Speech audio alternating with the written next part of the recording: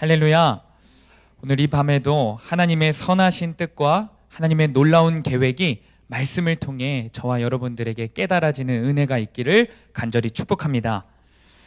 우리 인간들은 하나님의 말씀대로 살지 않을 때 저마다 죄책감을 느낍니다. 불안감도 느낍니다. 그런데 그때 많은 사람들이요, 죄책감과 불안감을 덜어내보고자 평상시보다 더 열심히 사는 모습을 보인다고 합니다.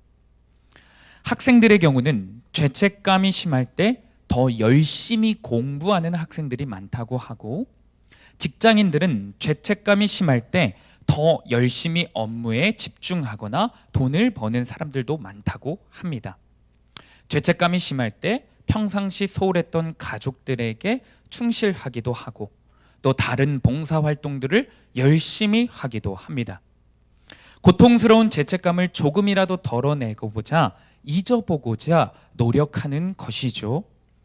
사무엘상에 등장하는 사울은요, 하나님 말씀을 계속해서 불순종했습니다. 죄책감이 그에게도 분명히 있었을 것입니다. 그런데 이 사울이요, 죄책감을 덜고자 열심히 했던 한 가지의 행동이 있었습니다. 그것은 바로 제사였습니다. 마치 중독이라도 된 것처럼 예배를 이스라엘의 그 어떤 누구보다 열심히 드렸습니다. 그러나 안타까운 점은요, 그 예배가 진정한 회개로 이어지지 못했다는 점입니다. 예배를 아무리 열심히 드려도요, 봉사를 아무리 열심히 하여도요, 세상에서 아무리 성실하게 살아도요, 하나님 말씀에 순종하지 않으면 소용이 없습니다. 우리가 지난주 말씀을 통해서 살펴보았죠. 순종이 제사보다 낫습니다. 사울에게 예배란 그저 죄책감을 덜기 위한 이용 수단이었습니다. 그것을 잘 알고 계시는 하나님께서 사울을 세운 것을 내가 후회한다 라고까지 말씀하셨습니다. 결국 그를 폐위시키고자 결심하신 거죠. 이런 상황에서 이스라엘은요, 사실 더 큰 혼란에 빠졌습니다. 지도자가 제정신이 아니기 때문에 백성들은 더욱 불안한 게 당연합니다. 자기 자신들의 인생을 지켜줄 것 같았던 용모가 뛰어나고 준수했던 사울 왕이요, 이스라엘에게 오히려 이제 백성들을 불안하게 하는 폭탄이 되어서 돌아온 겁니다. 여러분, 이것이요, 사무엘상이 우리에게 가르쳐주는 중요한 진리입니다. 세상의 왕을 세우고 세상을 우상 삼는 사람들의 결론이라는 거예요. 내 인생을 책임져 줄 것 같았던 세상 왕은요, 그 세상의 가치는요, 절대로 내 인생 지켜주지 못합니다. 오히려 폭탄이 되어 돌아와 나를 상하게 하고 찢기게 하고 내 인생을 더 불안하게 만듭니다. 오늘 이스라엘의 상황처럼 말입니다. 그럼에도 불구하고 이스라엘 가운데 한 가지 소망이 남아 있었습니다. 바로 하나님께서 이스라엘을 포기하지 않으시고 여전히 불쌍히 여기시고 새 일을 준비하고 계셨다는 것이 소망이었습니다. 사울이 폭군이 되어 이스라엘을 더 불안감에 빠뜨릴 때 하나님은 완전히 새 판을 짜셔서 새로운 왕 다윗을 오늘 본문을 통해 드디어 등장시키십니다. 우리들의 인생도 이 이스라엘과 같습니다. 오랜 시간 동안 우리가 남편과 자녀를 왕으로 삼았고, 세상의 성공을 왕으로 삼았고, 사람들의 인정을 왕으로 삼았습니다. 그러나 내가 왕 삼았던 것들이 내 인생을 지켜주기는커녕 내 삶을 더 불안하게 만들었고 나를 숨막히게 만들었습니다. 그럼에도 하나님은 지쳐 쓰러진 내 인생을 위하여, 내 인생을 다시 한번 회복시키기 위하여 새로운 역사를 준비하고 계십니다. 오늘도 말씀을 통해서 저와 여러분들을 향한 놀라운 계획이 남아있다고 선포하고 계십니다. 오늘 이 밤에 간절히 바라기는 하나님의 말씀 앞에 하나님의 계획을 만나고 가는 저와 여러분들이 되기를 간절히 축복합니다. 자, 그런데요, 하나님이 세우시는 새로운 왕을 맞이하기 위해서는요, 새로운 역사를 맛보기 위해서는요, 하나님이 도대체 일을 어떻게 계획하시고 이루어 가시는지 그 과정을 알아야 합니다. 이제 본격적으로 하나님은 다윗을 세워 나가시는데 어떻게 세워 나가시는지 그 과정을 말씀을 통해 살펴보고자 합니다. 그 과정을 살펴볼 때 저와 여러분들이 하나님의 놀라운 은혜를 경험하게 되기를 다시 한번 주님의 이름으로 축복합니다. 첫 번째입니다.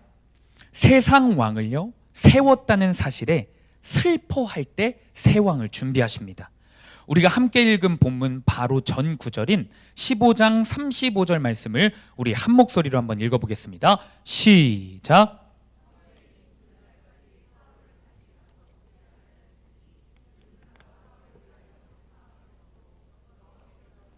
이스라엘 왕으로 삼으신 것을 후회하셨더라. 하나님의 새로운 계획이었던 다윗 왕은 16장부터 등장합니다.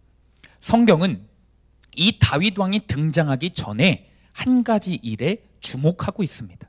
바로 어떤 일이냐면요, 사무엘 선지자가 버림받은 사울을 바라보며 죽기까지 슬퍼한 사건을 주목합니다. 35절에 사용된 사무엘이 사울 왕을 보고 슬퍼하다라고 사용된 단어는요, 애곡하다라는 뜻이 있습니다.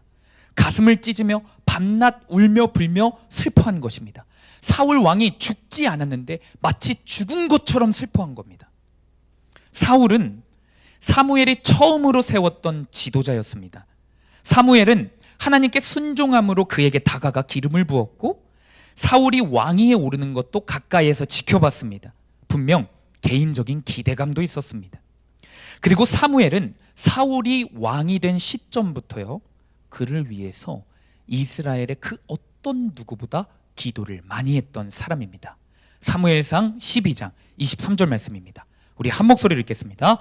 나는 너희를 위하여 기도하기를 쉬는 죄를 여호와 앞에 결단코 범하지 아니하고 선하고 의로운 길을 너희에게 가르칠 것인즉. 이게 사무엘의 고백입니다. 자신을 위해서 기도하는 것보다 사울을 위해서 기도하는 것을 더 중요하게 생각했습니다.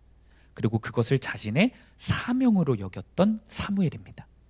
그럼에도 사울은요, 사무엘이 밤낮으로 기도해도 잘못된 길로 빠졌고 사무엘은 그의 타락을 가슴 아파하면서 지켜볼 수밖에 없었습니다. 그런데 여기서요, 우리가 놓치면 안 되는 점이 있습니다. 사무엘이요, 무너져가는 사울을 바라볼 때 단순히 개인적인 마음, 개인적인 연민으로 슬퍼한 게 아니라는 점입니다. 하나님의 슬픔을 헤아리고 있다는 점을 주목해야 합니다. 더 정확히 말해 하나님의 슬픔을 나의 슬픔으로 여기고 있는 겁니다. 사실 사무엘은요, 하나님의 슬픔과 하나님의 감정이 아니라 자기 자신의 개인적인 슬픔과 연민과 감정에 빠지기 충분했습니다. 사무엘의 인생을 우리가 그냥 성경을 가볍게 읽다 보면 참 특별하고 멋있는 인생이라고 생각할 때가 있습니다. 그러나 성경을 자세히 읽어보면요, 사무엘의 인생이 실패자의 인생처럼 보일 때가 굉장히 많이 있습니다. 사무엘의 가장 첫 번째 실패는 어떤 실패였나? 자식들의 실패였습니다. 자식들로 인해 인생의 쓴맛을 경험한 게 사무엘입니다. 아들들이요, 뇌물을 받고 판결을 공의롭게 하지 못해요. 그래서 백성들이 찾아와서요, 그 자식의 책임을 사무엘 너가 져라 라고 합니다. 백성들이 사무엘에게 찾아와서 사사의 자리에서 물러나라고 말합니다. 또한 동시에 당신이 필요 없으니까 이제 우리에게 왕을 달라고 요구합니다. 사무엘상 8장 3절에서 5절 말씀이 그 사무엘의 첫 실패입니다. 우리 한 목소리로 한번 읽어보겠습니다. 그의 아들들이 자기 아버지의 행위를 따르지 아니하고 이익을 따라 뇌물을 받고 판결을 굽게 하니라. 이스라엘 모든 장로가 모여 라마에 있는 사무엘에게 나아가서 그에게 이르되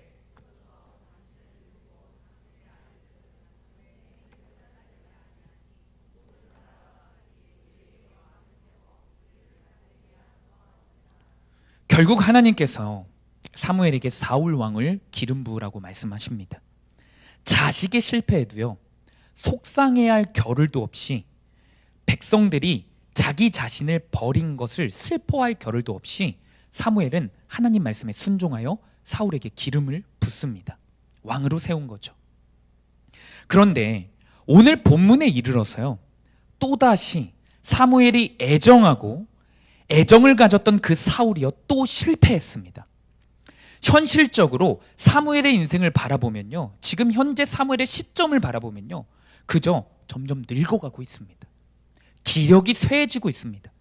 그럼에도 사무엘은 기도의 자리를 지켰고, 그럼에도 불구하고 하나님 말씀이라면 어떻게든 순종하며 살려고 발버둥 쳤습니다. 그런데 중요한 건 하나도 변하는 게 없다라는 거예요.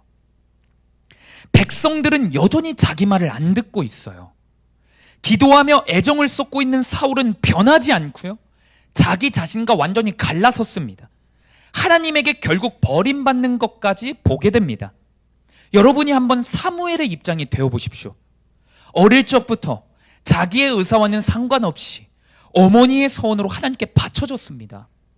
심지어 이상한 제사장 밑에서 고생했습니다. 그럼에도 사무엘은 불평, 불만 일절 없었습니다.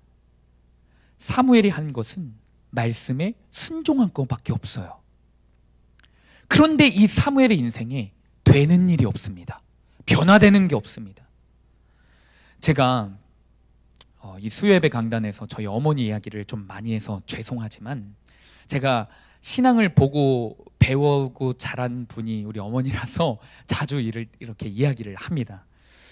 저희 어머니는 IMF 시절에 힘든 교회를 위해 헌금을 많이 하셨습니다.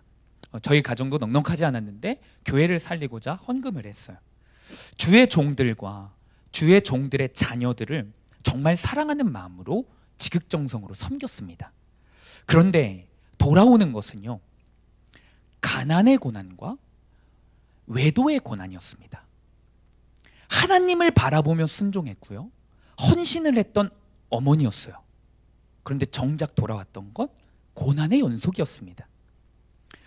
그런데 보면요, 하나님께 순종하고 열심을 드렸던 어머니는 결과가 어찌됐든 간에 하나님께 원망하지 않았습니다.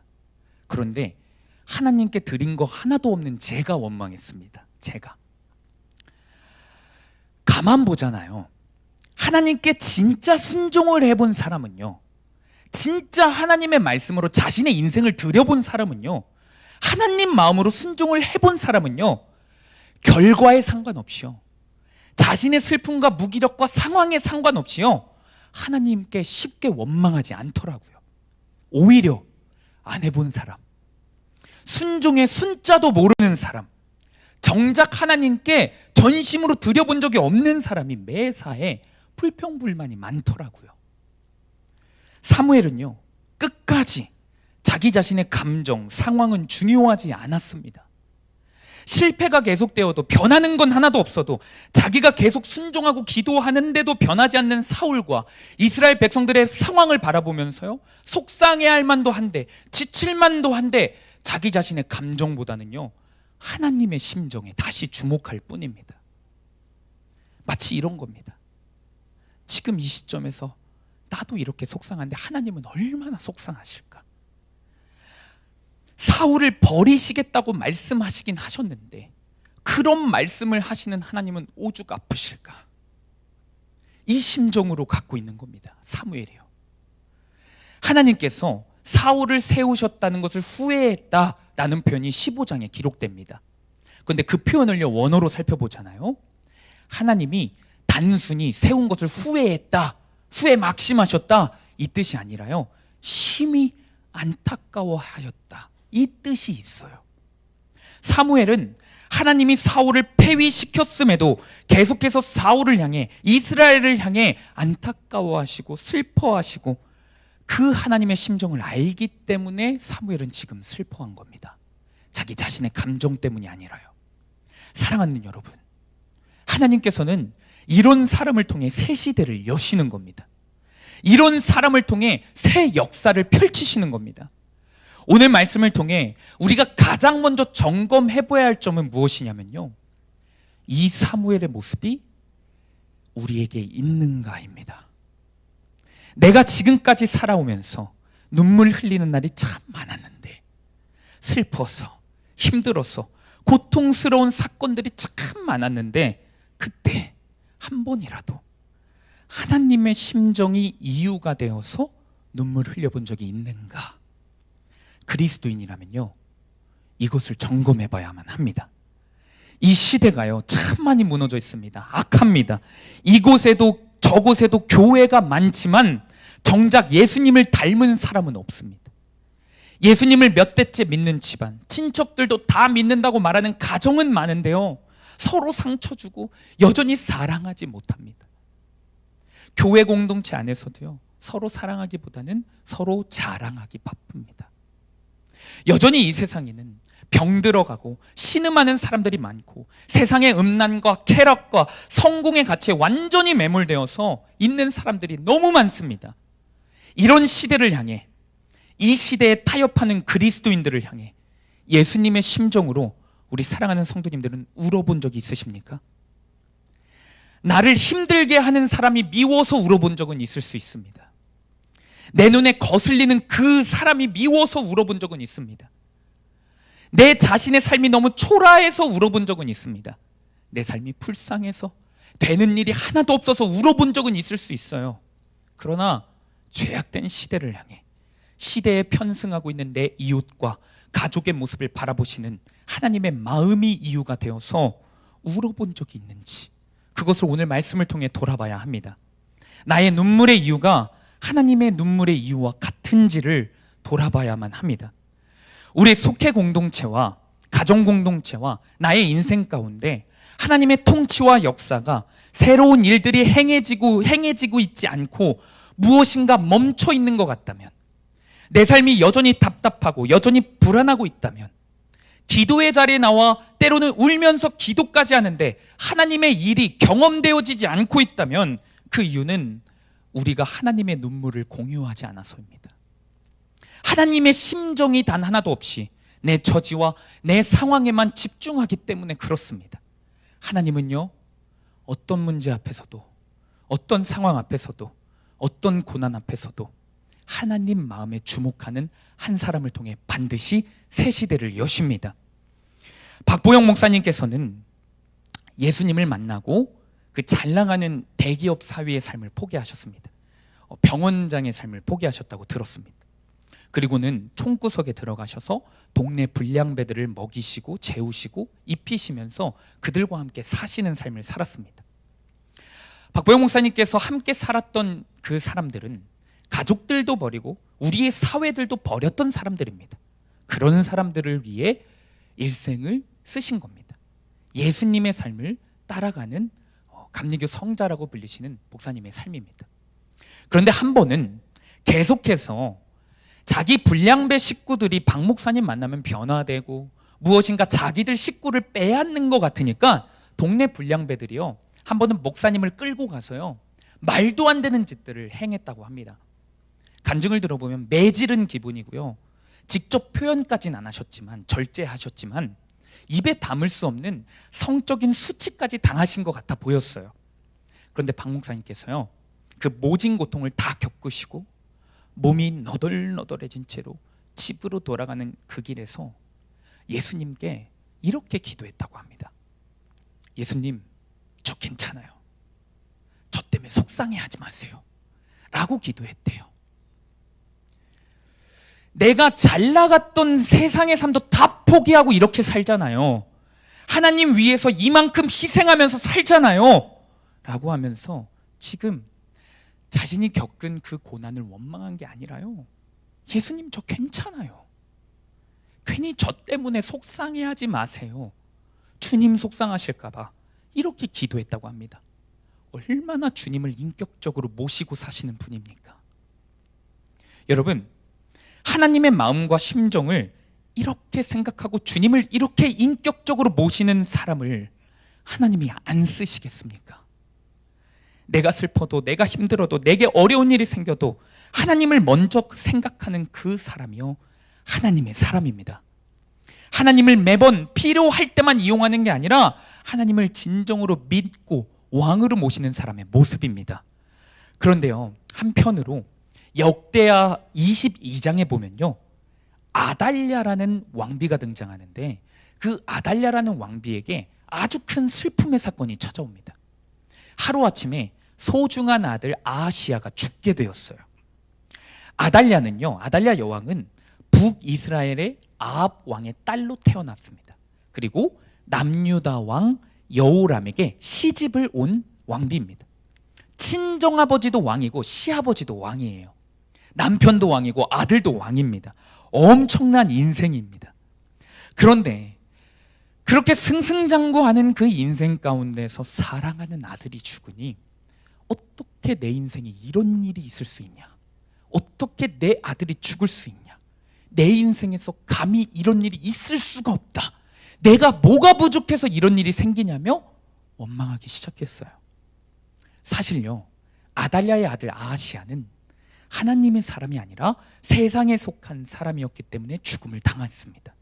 또한 아달랴 역시 하나님의 약속이 있는 유다 가문에 시집 온 것 자체를 감사해야 하는 죄인입니다. 그러나 그녀는 이 고난 앞에서 자기의 죄를 못 보고 자기 아들의 죄를 보지 못하고 그저 감정적으로 자신의 슬픔과 고난에 완전히 매몰됩니다. 그래서 이 아달랴 왕비가 선택한 것이 무엇이냐? 자기 아들이 죽었으니 다른 친척들, 왕의 씨 전부 진멸하고자 선택합니다. 유다 가문의 씨를 완전히 끊어버리겠다라고 결심합니다. 이 말이 영적으로 어떤 의미가 있냐면요, 유다 가문으로 나실 예수님의 씨를, 예수님의 족보를 끊어버리겠다는 의미가 있는 겁니다. 왜 제가 갑자기 이 아달랴 이야기를 하냐면, 자기 자신의 슬픔과 자기 자신의 분노와 자기 자신의 처량한 상황에만 주목하는 사람은요, 결국에 하나님의 구원 역사를 대적하게 된다라는 점이 성경이 말하고 있는 중요한 메시지이기 때문에 그렇습니다. 아달랴는요, 피해의식, 열등감, 낙심, 분노, 미움, 슬픔, 온갖 자신의 부정적인 감정에 가득 차서 유다 왕족의 씨를 다 진멸시키고 내가 왕이 될 거야 라며 완전히 미쳐버린 인생을 삽니다. 역대하 22장 10절입니다. 우리 한 목소리로 한번 읽어보겠습니다. 시작.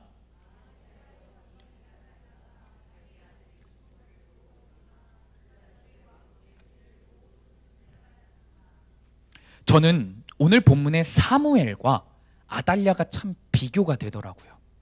사무엘도 아달랴도 사실 인생에서 참 슬픔이 찾아온 거예요. 눈물이 멈추지 않는 고통의 사건이 찾아온 겁니다. 일평생 하나님을 잘 믿었던 사무엘에게도 이런 슬픔의 사건이 찾아온 거고요. 일평생 하나님을 제대로 믿지 않았고 세상에서 승승장구한 사람도 결국엔 이런 슬픔을 맞이한 겁니다. 그런데 이 슬픔의 사건 앞에서, 고난의 사건 앞에서 결국에 살아남는 자는 누구냐? 하나님의 역사를 경험하는 사람은 누구냐? 자신의 슬픔에 갇혀있는 사람이 아니라 하나님 마음을 깨닫는 사람입니다. 하나님이 얼마나 슬퍼하실지를 생각하는 사람, 하나님께 관심을 갖는 사람이 회복의 역사를 경험하게 되는 겁니다. 사무엘상 16장 1절입니다. 우리 한 목소리로 합독하겠습니다. 여호와께서 사무엘에게 이르시되 내가 이미 사울을 버려 이스라엘 왕이 되지 못하게 하였거늘 네가 그를 위하여 언제까지 슬퍼하겠느냐? 너는 뿔에 기름을 채워가지고 가라. 내가 너를 베들레헴 사람 이새에게로 보내리니 이는 내가 그의 아들 중에서 한 왕을 보았느니라 하시는지라. 아멘. 하나님께서 사무엘에게 찾아와 슬픔을 이제 멈추고 새 일을 하자라고 말씀하십니다. 내가 준비해놨다 라고 말씀하시는 겁니다. 사무엘에게 하나님께서 내가 한 왕을 보았다 라고 말씀하십니다. 그런데 이것은 보았다라는 의미가 라라는 동사인데요, 여기에서는 특별히 준비하다라는 뜻이 있습니다. 준비하다. 사무엘상 16장에는요 이 준비하다라는 라라는 단어가요 명사, 동사 다 합쳐서 총 9번이나 반복되어서 나타납니다. 사무엘에게 계속 말씀하시는 거예요. 하나님께서 준비했다. 하나님께서 준비하신 왕이 있으니까, 새 길이 있으니까, 새 역사가 있으니까 그만 슬퍼해라. 내가 사무엘 너와 이스라엘 백성들을 향해서 새롭게 준비한 계획이 있으니까 걱정 말아라 라고 안심시켜 주시는 하나님의 따뜻한 말씀입니다. 그렇습니다. 우리의 인생에서 하나님의 역사가 일어나기 위해서는, 하나님의 새로운 통치와 그 길이 펼쳐지기 위해서는요 가장 먼저 하나님의 슬픔이 나의 슬픔이 되어야 합니다. 하나님의 마음에 관심을 가져야 합니다. 하나님이 그동안 내가 세운 사울 왕 때문에 얼마나 슬퍼하셨는지, 내가 지은 죄 때문에 얼마나 가슴 아파하셨는지, 내가 세상 의지하느라 하나님 손을 수천 번이나 무시하고 팽개쳤던 하나님 가슴에 대못을 얼마나 많이 못 박았는데 그때 하나님이 얼마나 가슴 아프셨는지, 그것을 생각해 볼 때 그제서야 하나님이 나를 향한 어떤 준비가 되어 있으신지, 어떤 역사를 펼쳐나가시는지 그것을 보고 경험할 수 있게 되는 겁니다. 간절히 축복합니다. 오늘 하나님 말씀을 통하여서 하나님의 마음이 여러분들의 마음 가운데 부어지는 역사가 있기를 간절히 축복합니다. 적용 질문입니다. 내가 그동안 흘렸던 눈물의 이유는 무엇입니까? 세상에 대한 연민, 자기 자신에 대한 연민의 눈물만 있지는 않습니까? 내가 세상 왕을 섬기느라 하나님을 수천 번 넘게 외면했을 때 하나님의 심정을 생각하며 눈물을 흘린 적이 있습니까? 두 번째 메시지입니다. 세상 왕을 등지는 적용이 있을 때 새 왕을 하나님께서 준비하십니다. 오늘 본문 2절에서 3절입니다. 우리 한 목소리로 합독하겠습니다. 사무엘이 이르되 내가 어찌 갈 수 있으리이까? 사울이 들으면 나를 죽이리이다 하니,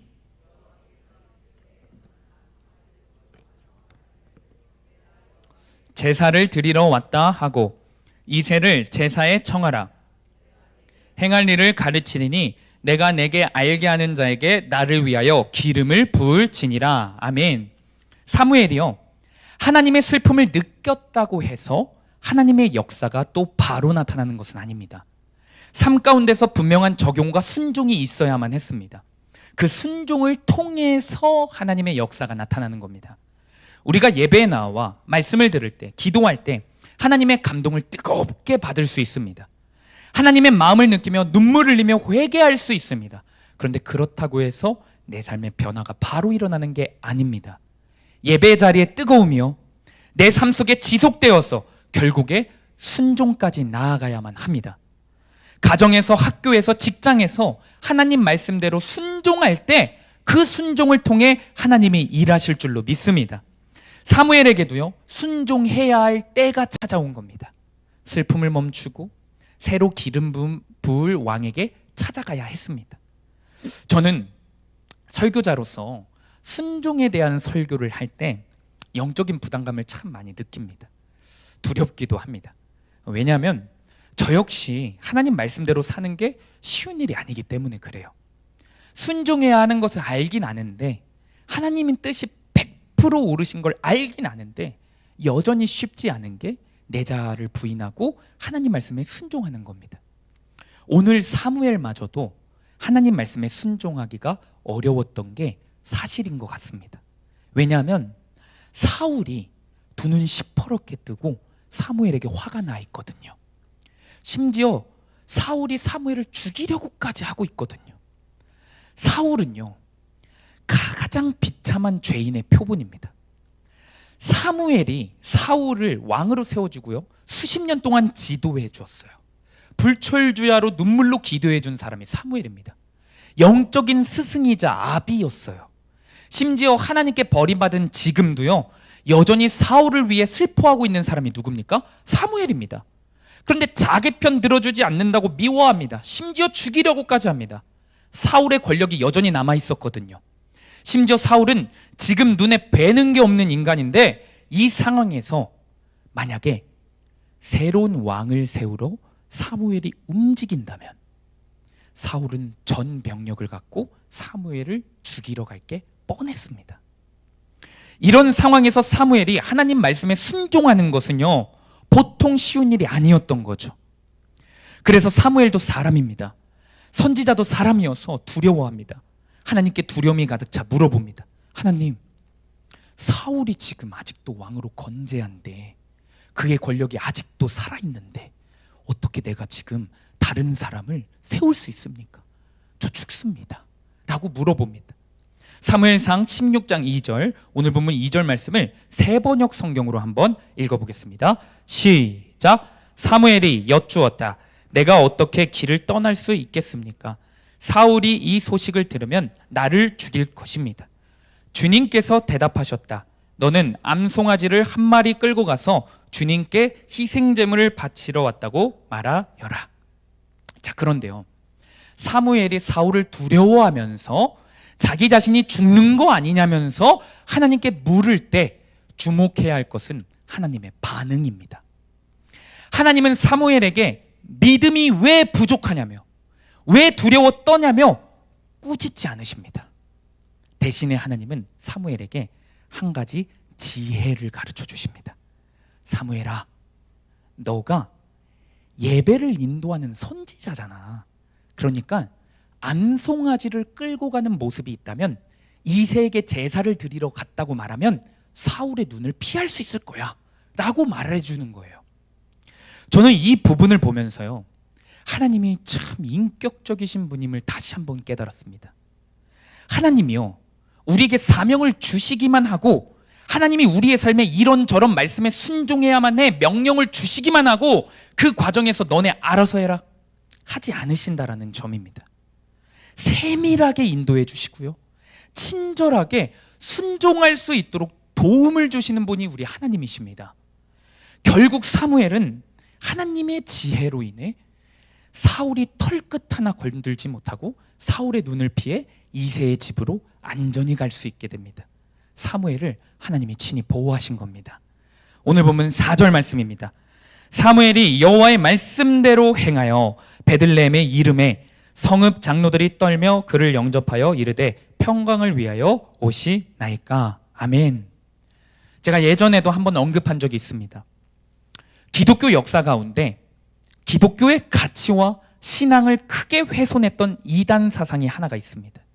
그 이단 사상이 하나가 무엇이냐면 이신론이라는 사상이에요. 이신론. 저는 개인적으로요, 무신론자들보다 이 이신론자들이 더 무섭다고 생각합니다. 이신론이 무엇이냐면요, 하나님의 존재를 믿습니다. 하나님이 이 세상을 창조하신 것도 믿습니다. 인간들을 만드신 것도 믿습니다. 그러나 하나님이 지금도 살아계셔서 개입하고 계신다는 것을 믿지 않아요. 하나님이 도와주시고 섭리하고 계신다는 것을 믿지 않습니다. 하나님이 이 세상을 만들긴 만들었는데, 인간들도 만들긴 만들었는데 간섭하지 않으시고 가만히 알아서 살도록 지켜보고만 계신다라는 거예요. 그래서 인간이 스스로 운명을 개척해야 하고, 스스로 하나님을 찾아야 하고, 스스로 구원에 이르도록 최선으로 도덕적인 삶을 살아야 한다고 강조합니다. 여러분, 그런데 가만 보면요, 우리가 신앙생활을 하면서 하나님의 존재를 믿긴 믿는데 하나님의 개입과 하나님의 도우심을 의심할 때가 여전히 많지 않습니까? 그래서 여전히 하나님의 존재를 믿긴 믿는데 내 힘으로만 살아가지 않습니까? 마치 이신론자들처럼요. 지난주일 우리 수암교회 온 세대를 향해 하나님은 히브리서 말씀을 통해서 분명히 말씀해 주셨습니다. 우리의 연약함을, 우리의 아픔을, 우리의 두려움을 외면하지 않으시고 이해하시고 그것을 함께 짊어지시는 예수 그리스도께서 우리와 함께 하신다고 증언해 주셨습니다. 우리의 삶을 이 시점에서 돌아봅니다. 지금까지 왕으로 삼았던 세상의 왕을 등지고 하나님 말씀에 순종하는 길은 보통 쉬운 길은 아닙니다. 사무엘 선지자마저도 두려워하는 길이었어요. 사무엘 선지자도 두려워하는데요, 하물며 저와 여러분이 하나님 말씀에 순종할 때 사실 얼마나 두려울 때가 많습니까? 때로는 하나님 말씀에 순종하는 길은 내가 포기해야 될 것들이 너무 많아서 두렵습니다. 지금까지 기쁨으로 삼았던 시간들을 포기해야 되는 것 같고, 즐거움을 포기해야 되는 것 같고, 또한 때로는 하나님 말씀을 순종하는 길이요, 가정의 일시적인 화평을 깨야 될 때도 있거든요. 그나마 잠잠해져 있는 우리 가정 더 잘못되면 어떡하지 하면서 두려워서 순종을 못할 때가 있습니다. 그러나 하나님은, 사랑하는 여러분 기억하십시오, 그 두려움을 외면하시지 않으십니다. 그리고 반드시 순종할 수 있도록 도와주시고요, 지혜를 허락하십니다. 그러니 우리가 취해야 할 자세가 무엇이겠습니까? 나의 수준과 나의 두려움을 다 아시는 주님께 정직하게 진실되게 도와달라고 간구하는 겁니다. 주님께 물어보는 겁니다. 주님, 내가 하나님 말씀 순종하는 거 아는데 여전히 두렵고 떨려요.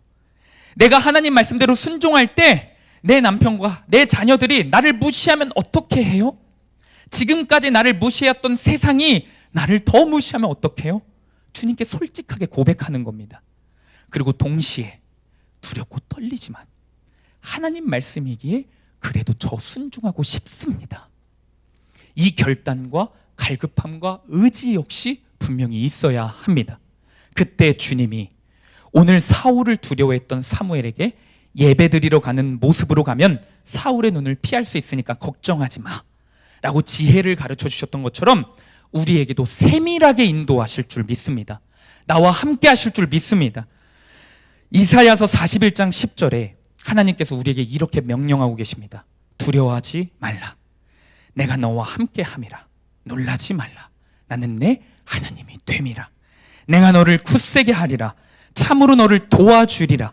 참으로 나의 의로운 오른손으로 너를 붙들리라.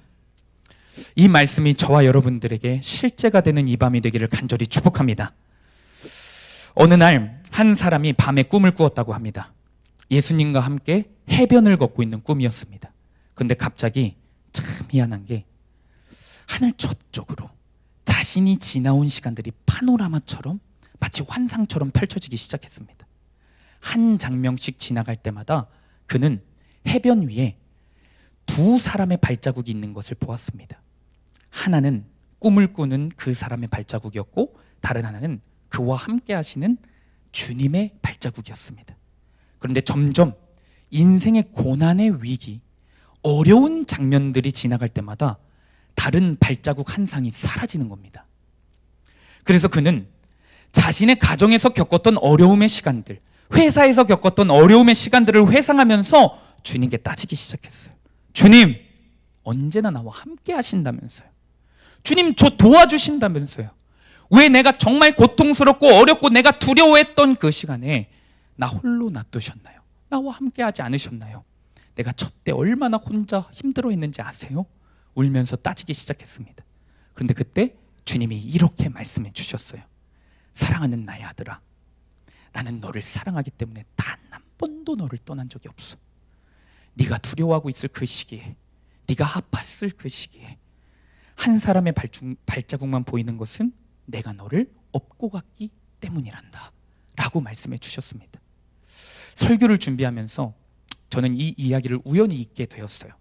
근데 갑자기 제게 은혜로 다가온 묵상이 무엇이냐면요, 주님이 우리에게 어려운 순종의 숙제들을 주시고 그것을 나 혼자 적용하고 나 혼자 순종하는 게 가만 놔두는 게 아니구나를 다시 한번 묵상하게 되었습니다. 순종을 맨날 내 힘으로 하는 줄 알았는데 결국엔 순종도 주님이 도와주셔서, 주님이 함께 해주셔서 할 수 있는 거구나 라는 것을 깨달았습니다. 구체적인 방법들도 가르쳐 주시고 인도하시는 것도 여러분 주님이 하십니다. 심지어 그것을 할 수 있는 용기와 감동도 주님이 말씀을 통해 주셨기 때문에 우리는 순종할 수 있게 되는 겁니다. 그러니 얼마나 우리가 무너지는 이유가, 순종하지 못하는 이유가 무엇이겠습니까? 내 힘으로 하려고 하니 우리는 순종이 두렵기만 한 거죠. 주님 없이 나 혼자 하려고만 하니 세상 왕의 등을 지는 것에 대해 칠의 겁을 먹는 겁니다. 사랑하는 여러분, 내가 세운 세상의 왕들이 얼마나 많습니까? 자녀라는 왕, 남편이라는 왕, 내가 꿈꿔왔던 미래라는 왕, 세상의 성공이라는 왕, 내 자존심의 왕, 그 모든 것들을 등지는 적용이 죽도록 힘들 때가 있습니다. 그러나 그 적용들, 그 순종들마저도 나 혼자 하는 게 아니라는 것을 오늘 말씀을 통해 깨달으는 은혜가 있기를 간절히 축복합니다. 적용 질문입니다. 내가 세운 세상 왕, 자녀, 남편, 세상의 성공을 등지고 내려놓는 적용을 하고 있습니까? 하나님 말씀대로 새로운 왕을 세우기 위하여 내가 반드시 해야 하는 순종은 무엇입니까? 하나님의 도움 없이 내 힘으로 혼자 순종하려고 하니 더 두려워하고 있지는 않습니까? 말씀을 정리합니다. 우리의 가정과 우리의 공동체와 우리의 인생에서 하나님의 새로운 역사가 펼쳐지기 위해서는요, 잘 보이지 않는 곳에서, 때로는 누군가가 주목하지 않는 곳에서 아주 외로운 순종의 싸움이 필요합니다. 오늘 본문인 사무엘 16장에는요, 너무나 유명한 본문이기도 하고요, 너무나 유명한 인물이 등장해요. 다윗 왕이 처음으로 등장합니다. 그래서 우리는 그 다윗 왕의 등장을 주목하느라 그 전에 어떤 씨름들이 있었는지 잊을 때가 있었습니다.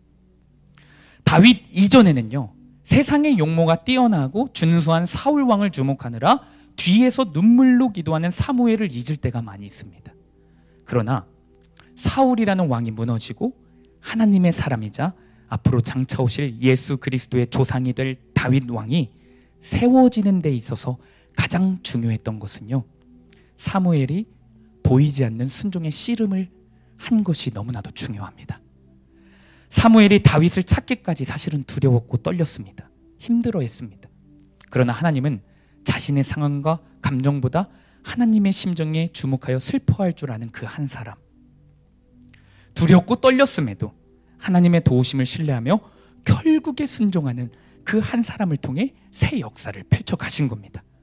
주님이 다윗을 세우시기 전에, 새 일을 이루시기 전에, 새 계획을 펼치시기 전에 순종의 한 사람 사무엘을 먼저 찾으셨습니다. 특별히 우리 수암교회 우리 성도님들께서, 수요예배 나오시는 성도님들께서 주님이 찾으시는 그 한 사람이 되기를 간절히 축복합니다. 우리의 가정과 속회와 공동체에 늘 우리를 불안하게 만드는 그 사울의 왕이 무너지고 완전한 왕이신 예수 그리스도가 세워지기 위해서는요, 누군가 알아주지 않더라도, 사람들이 주목하지 않더라도 순종의 씨름을 계속해 나가는 한 사람이 저와 여러분이 되기를 간절히 축복합니다. 우리 시간 기도할 때 의지할 말씀은 사무엘상 15장 35절 말씀입니다. 사무엘이 죽는 날까지 사울을 다시 가서 보지 아니하였으니 이는 그가 사울을 위하여 슬퍼함이었고 여호와께서는 사울을 이스라엘 왕으로 삼으신 것을 후회하셨더라. 주님, 우리가 살아가면서 많은 슬픔의 사건들을 경험하게 됩니다. 지금까지 나를 지켜줄 것 같았던 가치들이 하나둘씩 무너지면서 내 삶을 더 불안하게 만드는 것도 경험했습니다.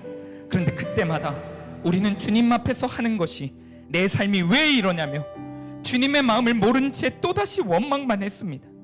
지금까지 나를 지켜주시기 위해, 나와 함께 하시기 위해 매일 말씀으로 다가오시는 주님을 버린 내 죄를 못 보고, 우리 가족의 죄를 못 보고, 우리 공동체의 죄를 못 보고 또다시 그저 주님의 가슴에 못을 박기만 했습니다. 이제 우리가 내가 세운 세상의 왕을 슬퍼하기를 원합니다. 하나님의 마음을 깨달아 내 연민으로 우는 게 아니라 나를 안타까워하시고 죄로 넘어지는 나를 바라보시는 하나님의 마음으로 기도하기를 소망합니다. 나만을 위한 눈물이 아니라 이제는 하나님을 위한 눈물로 변화되기를 소망합니다. 나만을 위한 인생이 아니라 이제는 하나님을 위해 사는 인생이 될 수 있도록 도와주시옵소서. 여전히 죽어가고 있고 여전히 시대에 편승하는 자녀와 남편을 하나님의 마음으로 슬퍼하고 바라볼 수 있도록 인도하여 주시옵소서. 주님, 오늘 이 밤에 애통한 하나님의 심정을 부어 주시옵소서. 우리 이 시간 이 기도 제목 붙잡고 주님의 이름 한번 부르짖고 통성으로 기도합니다. 주여, 주님, 시대를 향한 죄인들을 향한 하나님의 애통한 심정이 부어지게 하시옵소서. 죽어가는 영혼들을 향한 하나님의 애통한 심정이 부어지게 하시옵소서. 주님, 죽어가는 우리를 향해 바라보시면서 얼마나 가슴 아프고 얼마나 가득한 얼마나 눈물을 흘리셨는지 그 하나님의 눈물이 느껴지는 이만한 주님 인도하여 주시옵소서. 우리를 바라보시고 우리의 가정을 바라보시고 이 시대를 바라보시고 얼마나 주님께서 인도해 하시는지 그 주님의 심정이 느껴지게 하셨소서. 주님, 늘 의지했던 게 내 감정이었지만 이제는 하나님의 감정으로, 하나님의 마음으로, 하나님의 열심으로, 하나님의 심정으로, 뜨거운 심정으로 주님 우리가 살아내기를 소망합니다. 우리를 위하여 또 여전히 눈물을 흘리시고 여전히 부혈을 흘리시는 그 예수 그리스도의 십자가의 사랑을 의지하며 주님, 우리가 이제는 주님의 눈을 뜨기를 원합니다. 주님의 시선으로 바라보고 주님의 마음으로 바라보고 주님의 입술로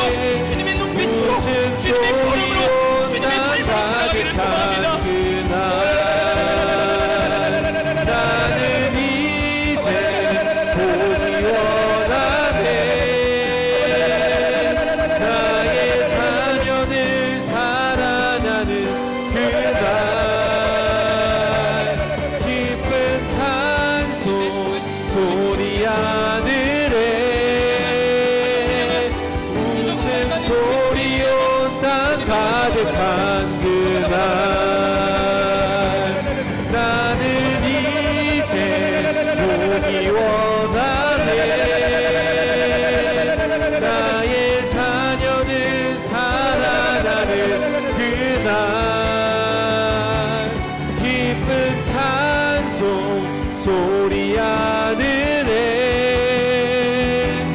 웃음소리 온 땅 가득한 그날.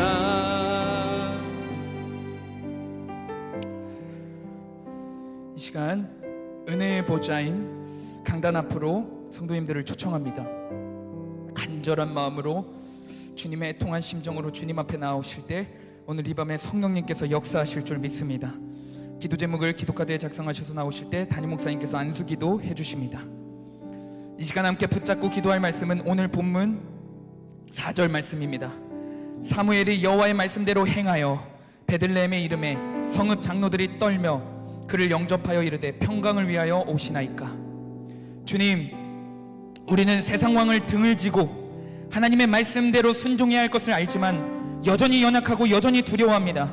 나 혼자서 해야 할 부담스러운 일들로만 여겨버릴 때가 있습니다.